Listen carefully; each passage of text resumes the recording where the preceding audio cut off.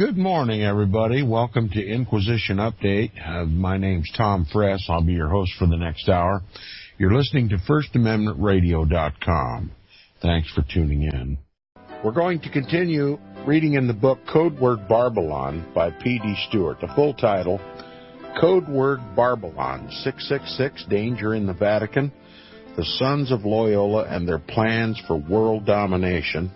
Book one of a two-book series by P.D. Stewart, the second of which I'm told is available now. I have a copy of it, so it must be available.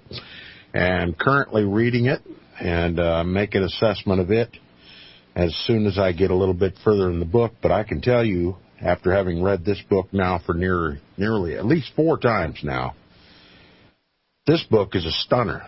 This book must be on every coffee table in America to fully understand this Vatican Jesuit-led New World Order.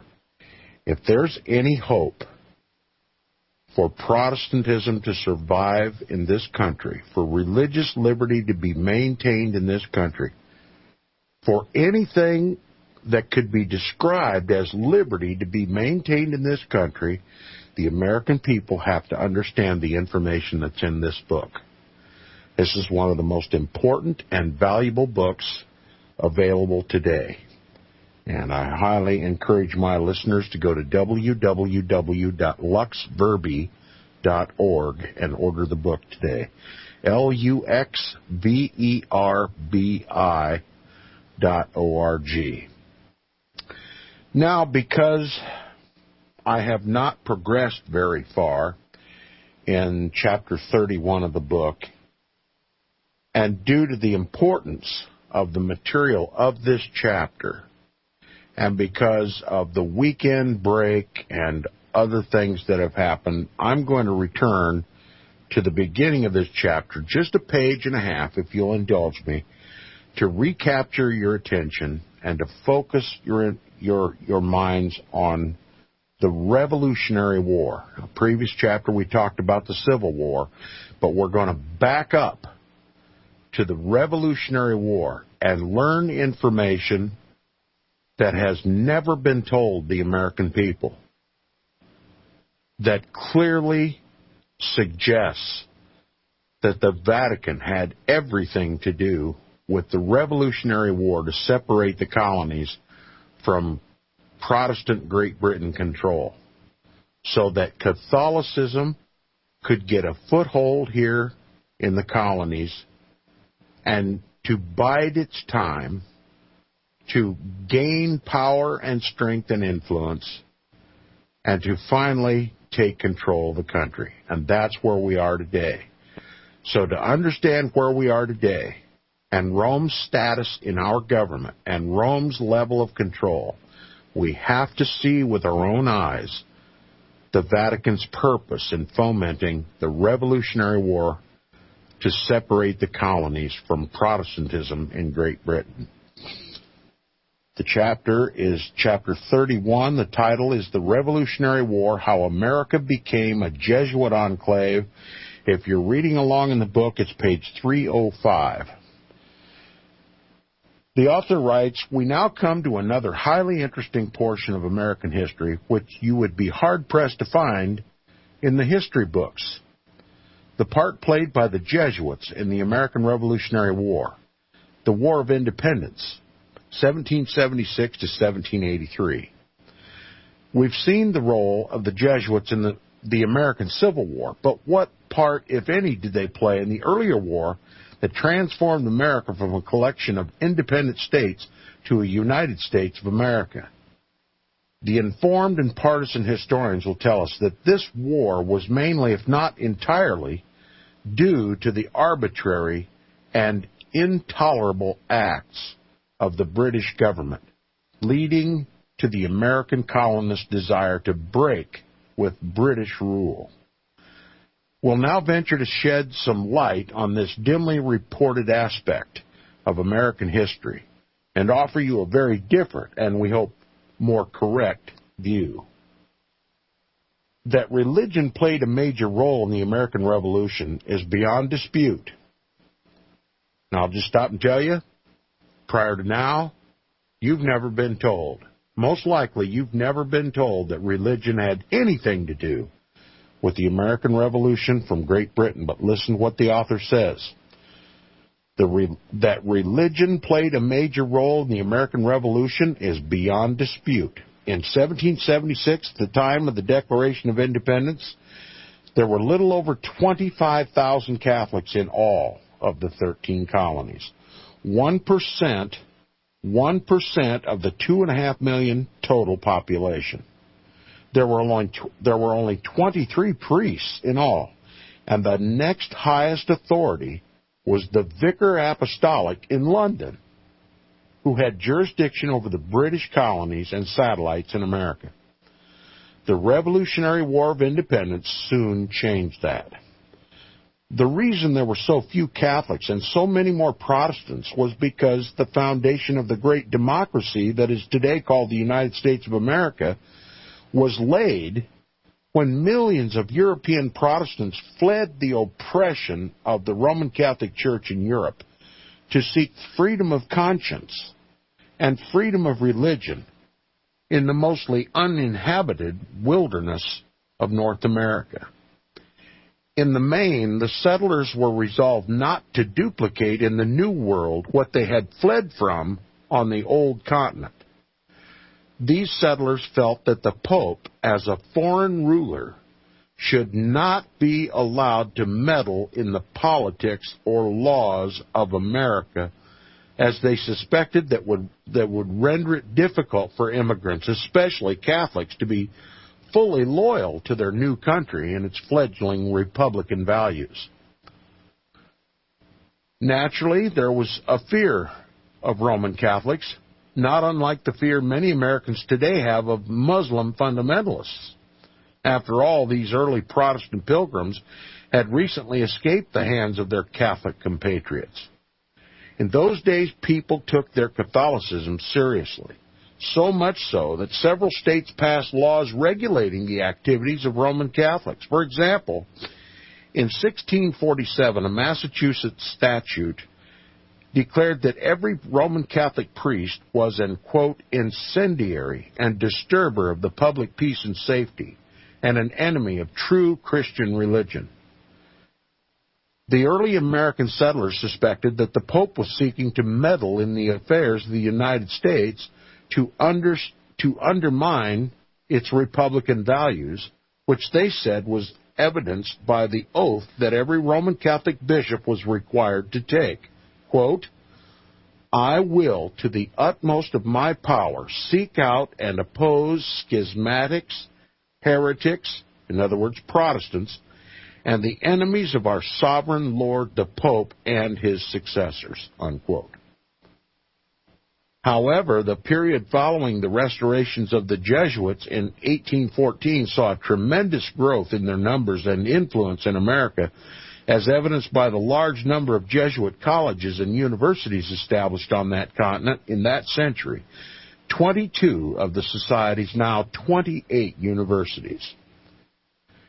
In those days, says historian Rene Philip Miller, one of Benjamin Franklin's friends was a Jesuit.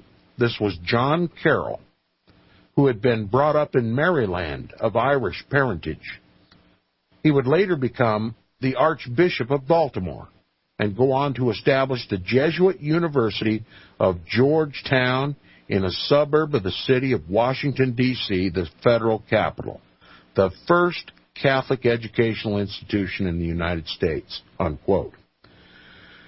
According to Robert Emmett Curran, in his bicentennial history of Georgetown University, the Society of Jesus, the Jesuit order, quote, resolved in 1786 to found Georgetown University to supply for Catholics in the new republic the clergy, listen to this, whom the society had provided previously, unquote.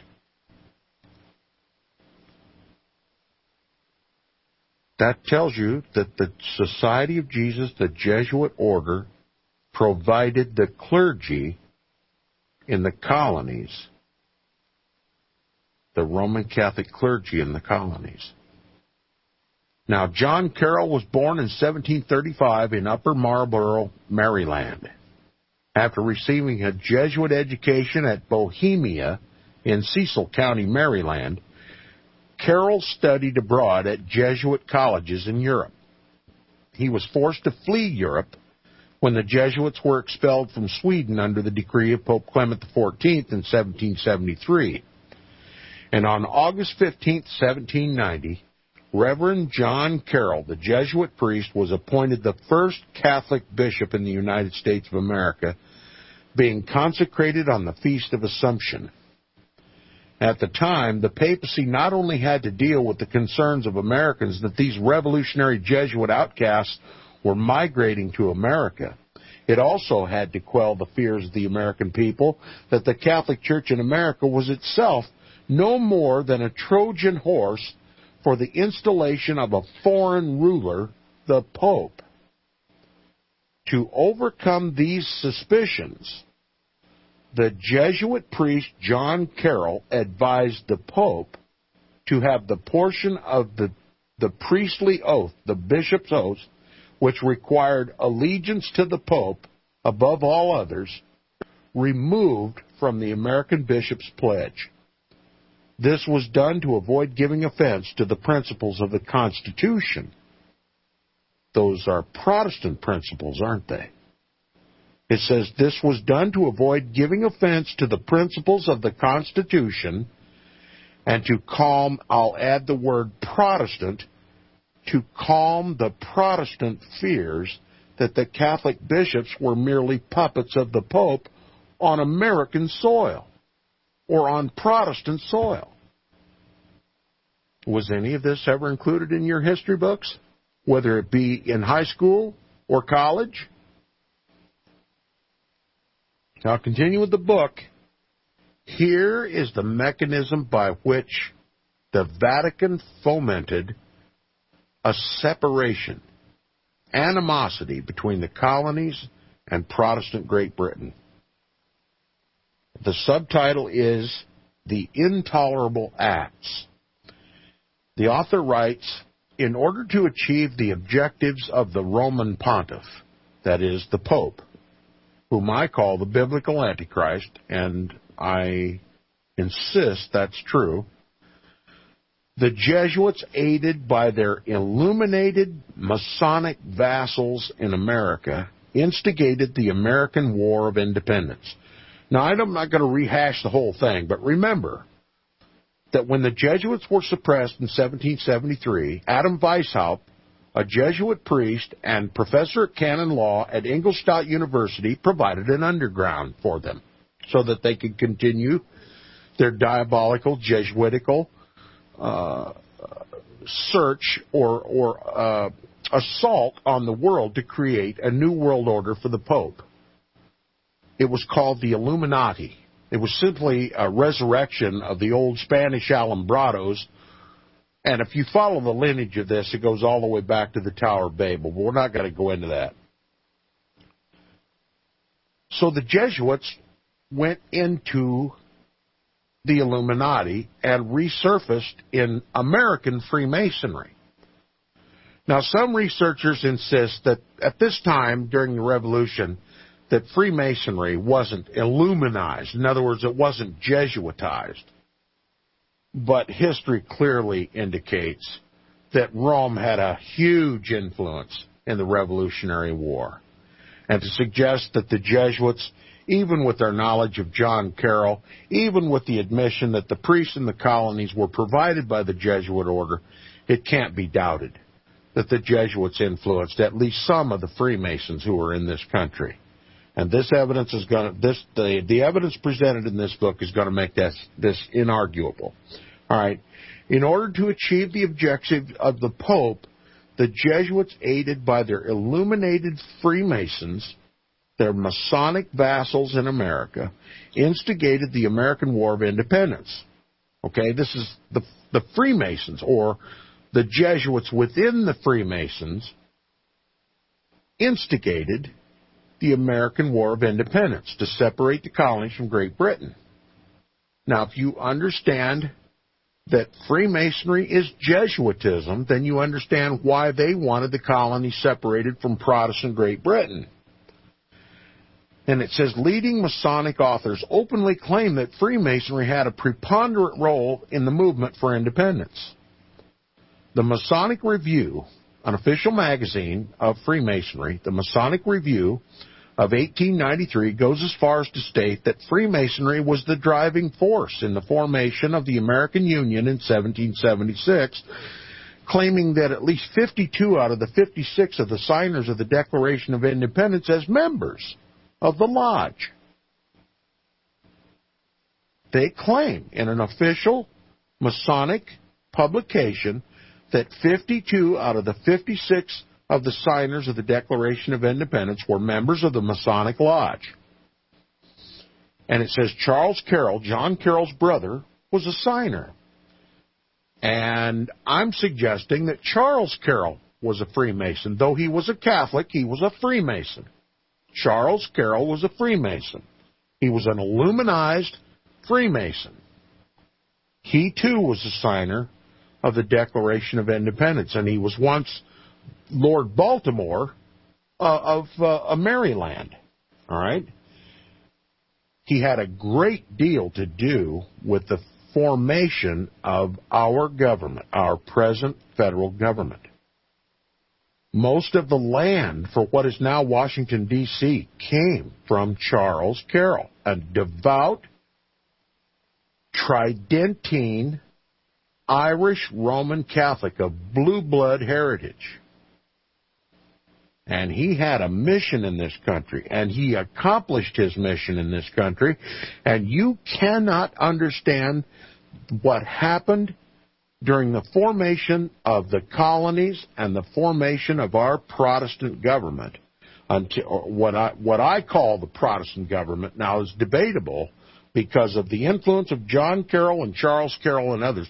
You can't understand what controls Washington, D.C. to this day until you understand the role that Charles Carroll and his Jesuit priest brother provided in the colonies.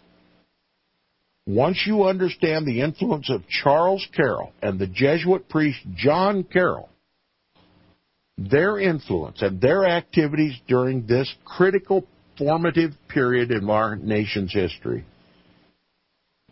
then you can understand what's going on in Washington, D.C., and especially the significance of Georgetown University, Jesuit Georgetown University. And this Carroll family is almost universally ignored by researchers. And it's beginning to look very suspicious why people don't give the Carroll family the scrutiny that they so obviously deserve. Now, for anybody out there that's looking for a project to help explain what we're suffering in this country today, I suggest that you go to Maryland or get every piece of information that you can find on the Carroll family from Maryland during the War of Independence. Now, continuing, by encouraging Britain to effect into legislation a series of unreasonable and quote-unquote intolerable acts, which is the name given by the American patriots to 5 laws adopted by the British Parliament in 1774, the secret operatives helped create a state of deep resentment and rebellion in the hearts of the American colonists. So these quote-unquote intolerable acts perpetrated by what we believed was a Protestant British Parliament is what fomented the unrest between the colonies and Great Britain. And you can only imagine that it was Freemasonry in Britain that controlled the British Parliament. And they were working with their Illuminized Freemasons in this country to make sure that break between the colonies and Protestant Britain was brought into effect. Now we've got Freemasons on both sides of the pond working for the same end. The colonies and what is now known as the United States of America is going to make a break with its Protestant heritage for a very, very powerful reason, which we're seeing unfolding before our very eyes today. By encouraging Great Britain to effect into legislation a series of unreasonable and intolerable acts, the secret operatives, Freemasons and Jesuits working together, helped to create a state of deep resentment and rebellion in the hearts of the American colonists. It says one such intolerable act was a new government tax scheme on imports of tea. This is what happened behind the scenes. Now listen carefully, because this isn't in your history books. Two Scottish Rite Freemasons, Paul Revere and another Masonic brother, Joseph Warren, one of George Washington's generals, were members of the oldest lodge in America, St. Andrew, named after a Roman Catholic saint, St. Andrew in Boston. George Washington himself was initiated into the Fredericksburg Lodge in 1752. This Boston Lodge was based in the Green Dragon Tavern, remembered by some as the headquarters of the American Revolution. The Boston Tea Party operated from that lodge. The Boston Tea Party opposed the new tax on tea imports and employed various means of civil and criminal disobedience, including the blocking of non-British ships to port. All right, are you getting this? They fomented the raise on taxes on tea, and then they fomented the raise of taxes on tea by the Freemasons in England, and then the Freemasons in the colonies organized the rebellion. Doesn't this sound Jesuitical? That's exactly what it is. Jesuits operating on both sides of the conflict, creating conflict between two nations who were in peace, to encourage them to deeds of blood. That's straight out of the Jesuit oath. And that's the Jesuit signature on this entire process. Now, the American people are not wise to this. And they're just following their leaders, just like we always do. But the Jesuits create the problem, and they also work on the other side. It's heads I win, tails you lose. And the American people have to wake up to this. We simply have to wake up to how the Jesuits operate in this country. To understand what happened during this period of time, we can clearly understand all the smoke and mirrors and rabbit holes that we see put before us today. And I could get into a great long dissertation about that, but I won't. I'll stay focused on the book. We'll talk about this when we get back from the break. You're listening to the Inquisition Update on FirstAmendmentRadio.com.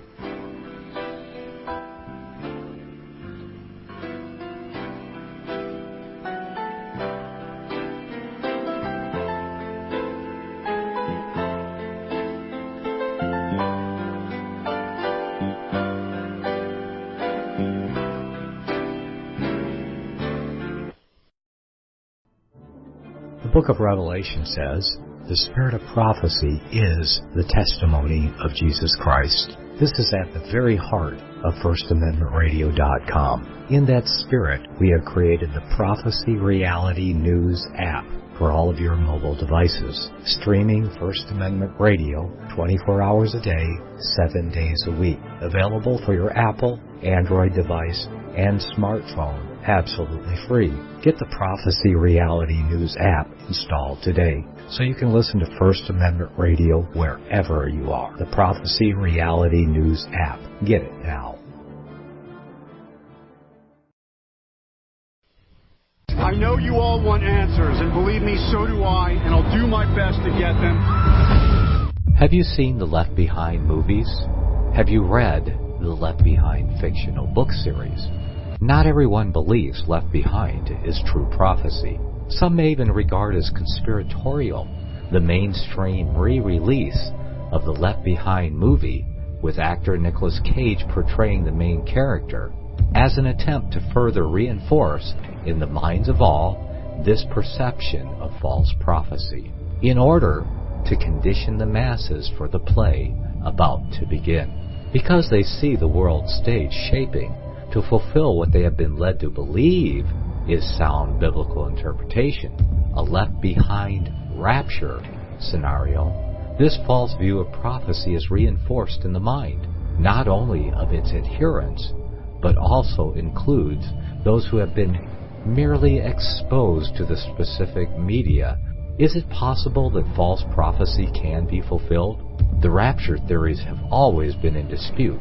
Pre-trib, mid-trib, and post-trib disputes have risen up in exclusively evangelical circles of recent history, so that when true believers don't suddenly disappear, this element will easily go by the wayside when all see a new Jewish temple begin to be built. Will this be part of the great delusion that will come upon the whole earth? It seems that this great prophetic delusion has already overcome practically the entire American evangelical and Christian world. Get the book, The Rapture Will Be Canceled. To learn more, visit crosstheborder.org. That's CROSS, crosstheborder.org.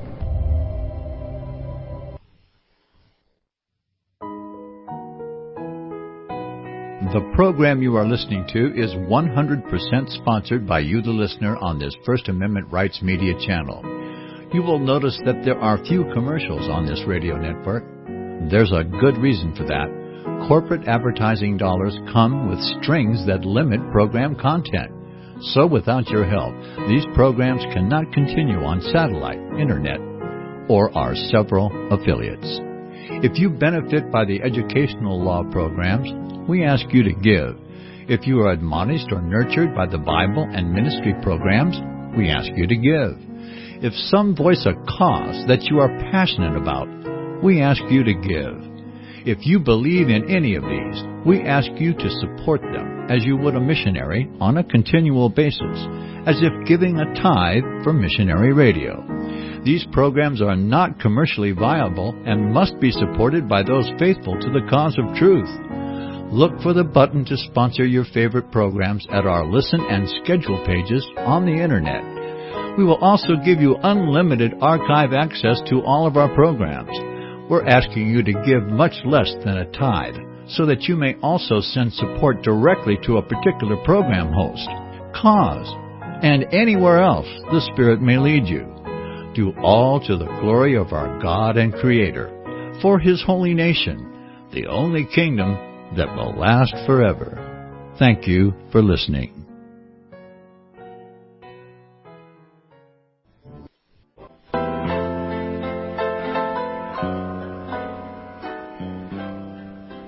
Okay, welcome back to the second half of Inquisition Update on FirstAmendmentRadio.com. If you enjoy Inquisition Update, please support Inquisition Update by supporting FirstAmendmentRadio.com. And we're continuing in the book Codeword Barbelon by P.D. Stewart. And we've just learned some rare truth about what fomented the Revolutionary War. We're going to continue with our understanding now of information that has been perfectly and purposely hidden from the American people.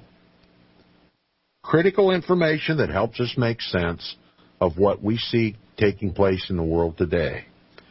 Now, first, we've talked about these intolerable acts perpetrated upon the colonies by a supposedly Protestant British Parliament that raised all kinds of resentment in the colonies for Britain and fomented a spirit of revolution in the colonies for a very, very specific purpose. Having dealt with the Boston Tea Party, we're going to now talk. You can't foment a revolution just by raising taxes on tea. So what else did the Jesuits and the Freemasons do in this country? It says next, the British Parliament, and I'll just tell you that the British Parliament was Protestant, and they were sympathetic to the Protestants who fled the continent of Europe to flee from popish persecution and Inquisition. But Protestant Great Britain, Protestant Parliament, was influenced also by Jesuitized Freemasonry.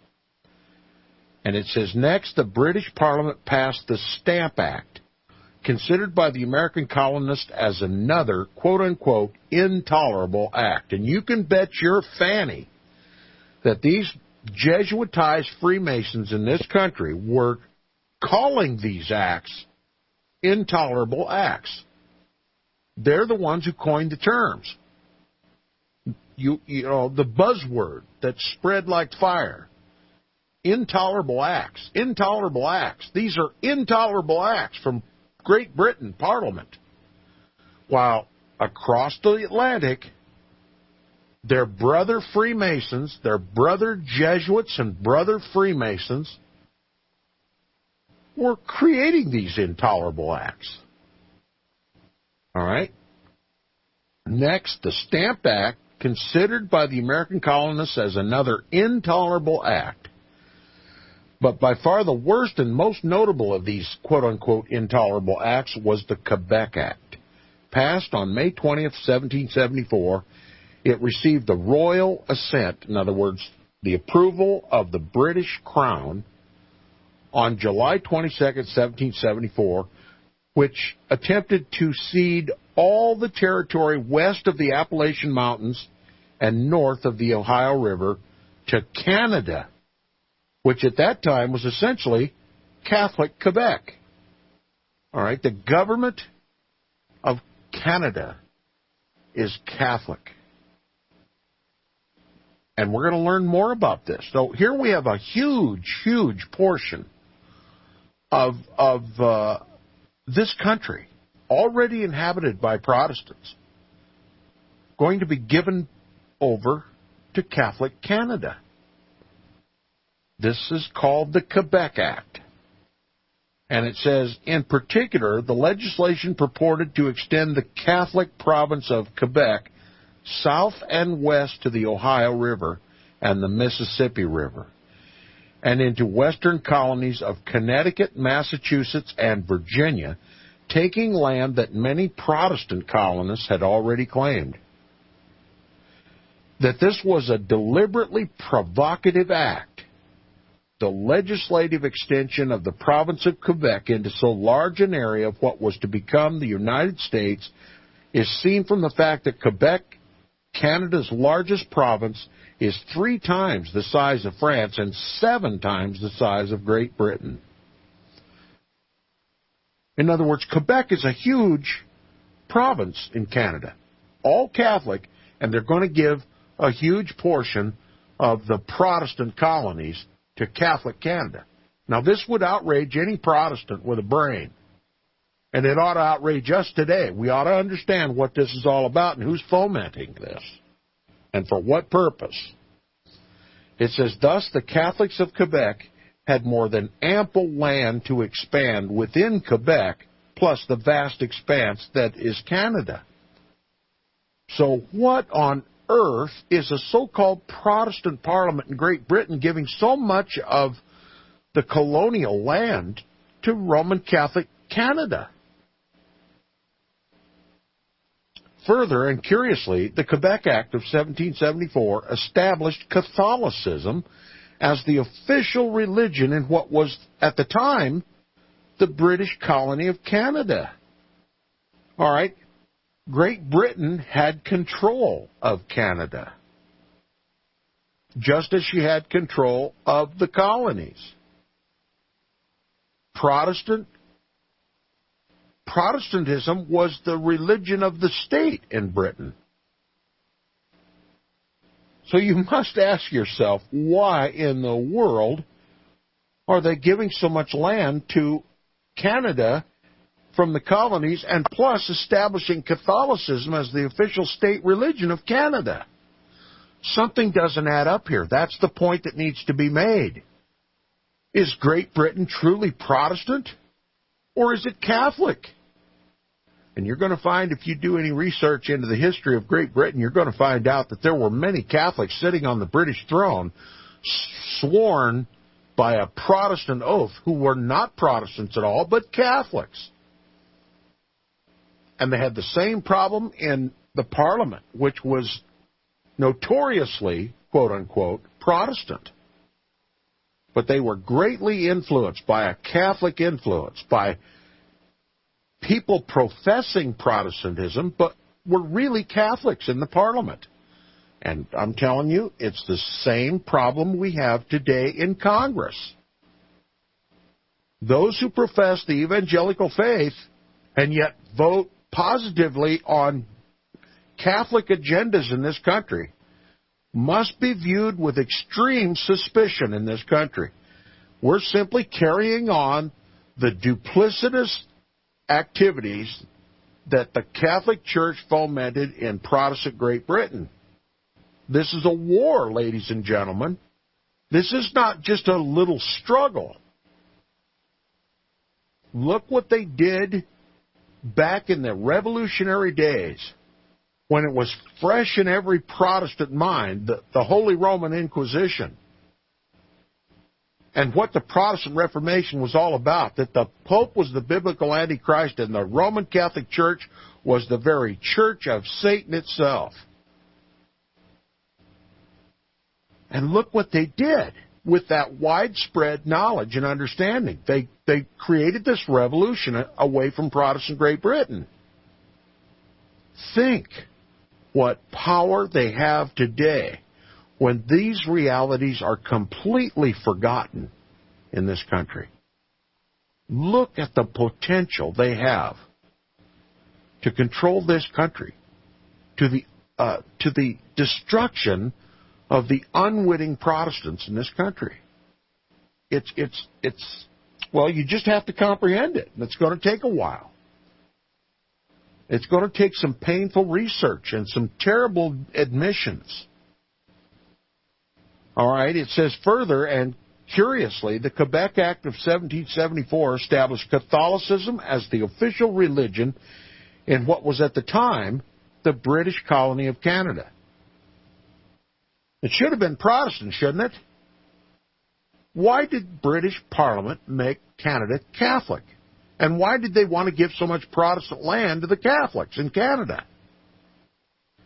And it says, in conformity with the practice in Catholic countries of the day, it provided for trials without jury. This is Roman Catholic canon law, people. This is what's going to happen in this country when Catholicity, the Pope, the Roman Catholic Church rules supreme. This is what's going to happen. All we have to do is look at history, and we can predict with accuracy what is going to happen when Catholicism becomes the official state religion of the United States of America. Oh, they're going to call it Christianity. The Tea Party people now, the tea baggers they're called, cynically, it's still a Freemasonic and Jesuit recreation of what they did during the Revolutionary period. And what it accomplishes is they use Islam as a boogeyman in this country to drag the Protestants back to the Roman Catholic Church in the teabagger movement. The Tea Party movement is for no other purpose than to strengthen the power of Catholicism in this country. And you're going to find Freemasons and Jesuits behind the whole damn thing, and you better open your eyes and look at this. When you see the Tea Party movement, what's on all their signs? This is a Christian country. This is a Christian country aimed at the Muslims, see?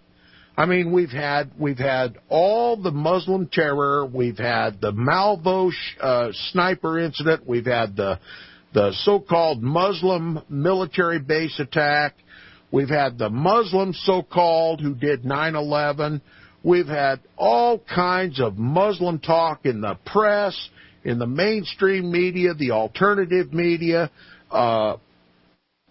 Everybody talks about the Muslims day in and day out. Nobody ever talks about the Roman Catholic Church.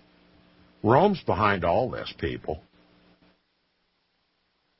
There weren't any Muslims involved in 9/11. That was our own Jesuit-controlled government. We've got, they've used the press, they've used the churches, they've used every means available, 24/7, 365, to focus all of our attention on Islam. Do you realize that there are more Buddhists in this country than there are Muslims? Muslim terror, my eye. Compare it with the terror that is conducted by our own government. And then ask yourself, who controls our government? Is it Islam that controls our government? You've got to be kidding. Every principal player on 9/11 was a Knight of Malta. Just do the research. They're using Islam as a boogeyman. And the teabagger movement uses Islam as a boogeyman to unite all the Protestants back to the Roman Catholic Church. By the day, Rome is gaining strength from Protestant blood. And that's whose blood is going to spill when Rome finally completes her agenda in this country through the teabagger movement. I call it Inquisition. That's why this program's called Inquisition Update. We're literally hiring our own executioner. We're hiring our own inquisitor. We're going to lose our Protestant liberties. In the name of Christianity, we're giving up Christianity. Nobody in the teabagger movement is ever going to tell you that the Christianity that they decide they want for this country is not the Christianity of the Bible. It is Catholicism. It's not Christianity at all. That's why they wanted to separate these colonies from Protestant Great Britain so Catholics could control it. And chances are your pastor and your church supports this teabagger movement because they're ecumenical. They want to go back to Rome. They want you to believe the Muslims are the big boogeyman. That Sharia law is so terrible. And it is, trust me, it is. I'm not making any excuses or any kind of endorsement of Islam. It's a diabolical religion, but you have to understand Islam is just one of the harlot daughters of Rome. Rome created Islam. Muhammad's wife was a Catholic nun. You didn't hear that in your history books either, did you? You don't hear it from the pulpits of your churches either. They don't want you to know. And when you know this information, everything that happens in this country all of a sudden makes perfect sense. Rome's at the helm in this country. She's just rustling up all the help she can get from the Protestants so she can have her way. And her way is trials without jury, denial of representative assembly, denial of your liberty of conscience, denial of your liberty of religion, denial of your liberty to peaceably assemble in the name of Christ and read a King James Version Bible and talk about a future kingdom of heaven, a heavenly kingdom. No, the Pope wants you to go along with an earthly kingdom. That's what the ecumenical movement's all about. That's what the teabagger movement's all about. That's what every movement in this country is all about. That's what the big Islamic boogeyman is all about. It's all about creating a global government, a global religion, and a global economic system controlled by the biblical Antichrist, the Pope of Rome. What you see in the press today, what you see in the media, the mainstream media, the alternative media, the churches, from the government, from every newspaper in this country that talks incessantly about this Muslim threat, is the biggest CIA, Vatican, Jesuit psyop that the world has ever seen.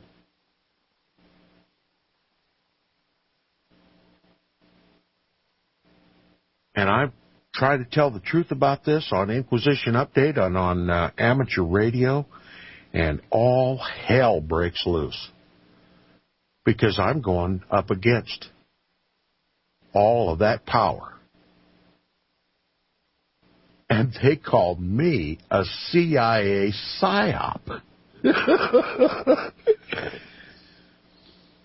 Yeah, they call Inquisition Update and amateur radio operator KC0EBM a CIA psyop. Unbelievable. Okay. Further and curiously, the Quebec Act of 1774 established Catholicism as the official religion in what was at the time the British colony of Canada. And in conformity with the practice in Catholic countries of the day, it provided for trials without jury, denied representative assembly. The simultaneous passage of the Quebec Act and the coercive acts of the British Parliament led the colonists to angrily declare that the Quebec Act was an immoral pact between Britain and Popery. And it was. But it was fomented by the Jesuits and the Freemasons operating on both sides of the conflict, commensurate with the Jesuit oath. He says, what's surprising about this is that the British, who were supposed to be Protestants, included a provision in the Quebec Act expressly providing for Canada to remain under the exclusive control of the Roman Catholic religion, and this provision was to apply to the newly ceded territory, all of the territory west of the Appalachian Mountains and north of the Ohio River. Protestant land. The terms included the stipulation that, quote, the exercise of the Catholic, Apostolic, and Roman religion shall be maintained, unquote. This was most curious, coming from a supposedly Protestant power, says the author, P.D. Stewart, and I have to agree. Wouldn't you? The British American colonists, mostly Protestants, were naturally outraged, declaring the war to be one of the most intolerable acts. Declaring the Quebec Act to be one of the most intolerable acts of the British Parliament. Historian Martin Griffin writes that it caused a good deal of patriotic indignation and was widely considered by the people on both sides of the Atlantic to have contributed in no small part to the Revolution of 1776. The American colonists lambasted the Quebec Act, denouncing it and the attendance of the French alliance as a dagger aimed at the heart, as a betrayal of their religious heritage and a Trojan horse. That's exactly what it was. That's exactly what Catholicism is in this country today. It's not Christianity. It's not one of us. It's a Trojan horse, and it was wheeled into this country even before the Revolutionary War to deceive God's people so that when the time was right, they could spring themselves free from the Trojan horse and kill us all, and that's what they're going to do. That is what they're going to do. It's called Inquisition.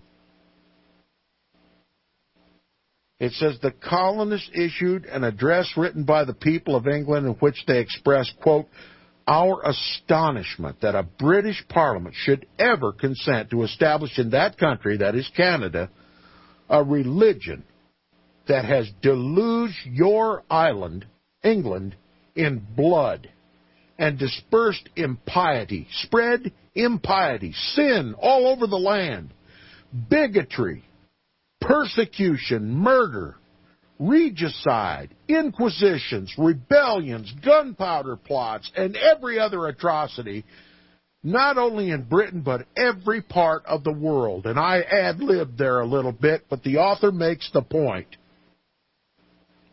It's verified in history. It cannot be denied, even by the Roman Catholic Church, the atrocities that she's committed against God's people for 2,000 years. And how a so-called British Parliament could declare Roman Catholicism the official religion of Canada has to raise the eyebrows of the dead.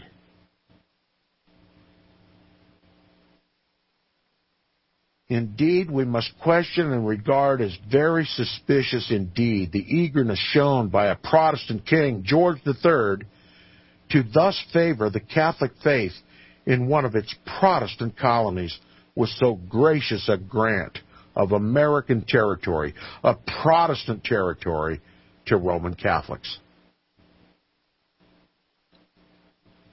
He says another of the intolerable acts was the earlier Quartering Act of March 24, 1765, under which the king sent large numbers of British troops to Boston, and then demanded that the colonists, the Protestant colonists, must house them in private homes if necessary, and feed them too, and if they did not do so, they would get shot.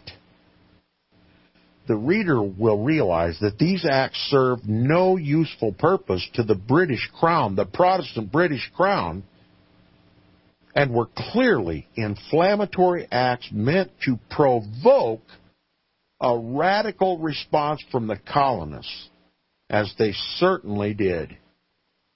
It has been said that these intolerable acts were orchestrated by the agency of the Jesuits in England, who had the ear of the king.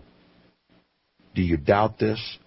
Read again this part of the Jesuit oath of induction, as recorded in chapter 7 of this book.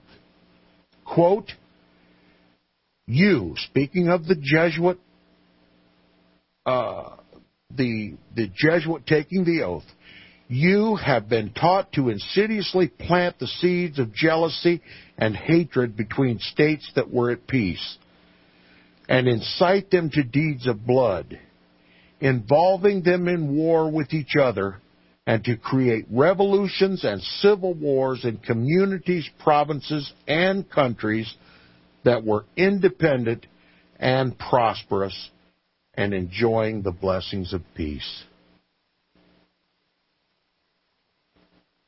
There you have it. Right out of the Jesuit oath.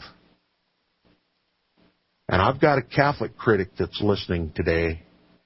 He insists that that oath is phony, bogus, Protestant baloney.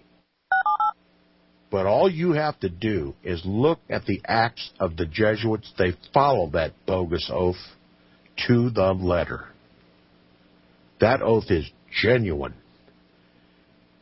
if not by the very acts demonstrated by the Jesuits and the Freemasons in this country.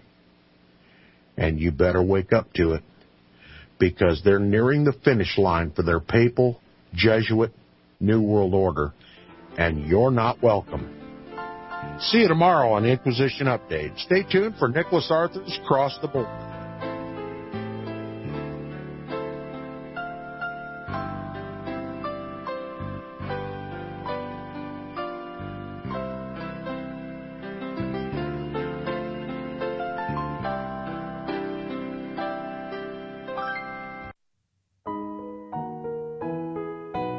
The program you are listening to is 100% sponsored by you, the listener, on this First Amendment Rights Media channel.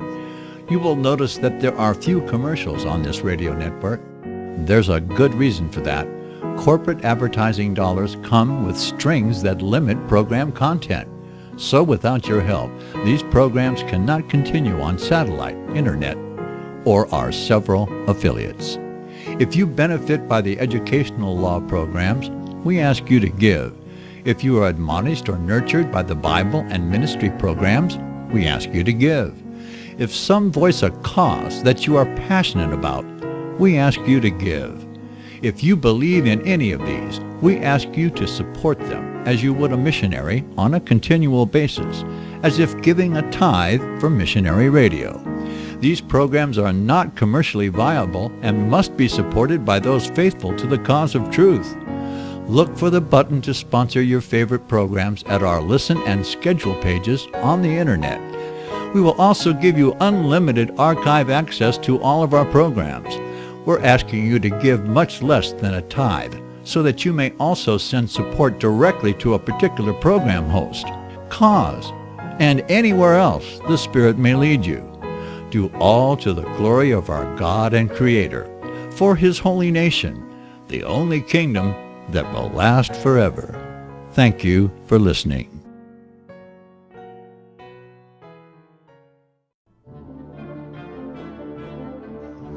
Visit crosstheborder.org, CROSS, crosstheborder.org, to get your print, EPUB, or PDF version of Nicholas Arthur's new book titled When the Third Temple is Built. That's crosstheborder.org. When it comes to prophecy today, much of the evangelical Christian world has their eyes on Israel, waiting and watching to see when the third temple will begin to be built. The plans are drawn. The Jewish people are eager. Most evangelical Christians today believe that the rapture will happen before the third temple is built. Hi, I'm Michael Eugene. I was taught that Daniel's 70th week was in the future. Is that really what the Bible teaches? Have we searched the scriptures and found this to be true? Why is it so important for a re-established Israel to build a third temple in Jerusalem? Is it necessary to build a temple on the same location already occupied by the Dome of the Rock? Is it necessary for sacrifices to take place in the temple on Temple Mount? Is there really a rapture followed by 7 years of tribulation? What is the New Testament temple? Can we identify history and prophecy? Who is the first beast in Revelation chapter 13? Who are the 7 kings in Revelation 17? I have asked all these questions, and I have found Nicholas Arthur's new book, When the Third Temple is Built, answers all these questions and more using Scripture to interpret Scripture. The Bible says that no prophecy of Scripture is of any private interpretation. Nicholas shows us in his new book, When the Third Temple is Built, how the Bible interprets prophecy and not man's private interpretation. Visit crosstheborder.org, CROSS, crosstheborder.org, to get your print, EPUB, or PDF version of Nicholas Arthur's new book titled When the Third Temple is Built. That's crosstheborder.org.